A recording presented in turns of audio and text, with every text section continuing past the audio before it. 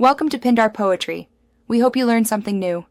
You start with the right lens and basic tools. This matters because curvature controls magnification. First, place the lens on your acrylic or cardstock, trace the outer edge, and mark a centered hole. Once done, cut 2 identical rings from the sheet that match the trace. These become the sandwich frame. Make sure to keep the cuts concentric and smooth because a misaligned frame will tilt the lens and distort the image. Work deliberately, but don't overcomplicate the first cuts. Now you will seat and secure the lens. Alignment is critical because off-center optics give uneven focus.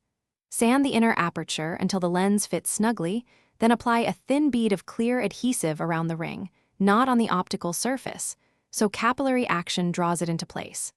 Press the 2 rings together with the lens centered and clamp gently until set. Make sure to rotate slightly before curing to expel trapped air. That helps avoid bubbles that scatter light and lower clarity. You're at the final steps. Attach a handle, trim excess material, and smooth edges for comfortable use. Test the magnifier over a printed line. Move it toward and away until you find the sharpest focus, because the distance equals the focal length for a clear, enlarged image. If the image remains soft, pause and troubleshoot. Clean both surfaces, confirm the curved side faces the object, and reseat the lens if tilted. One key tip: small misalignments cause blur, so recenter before regluing. Thanks for watching. Consider subscribing if we helped you.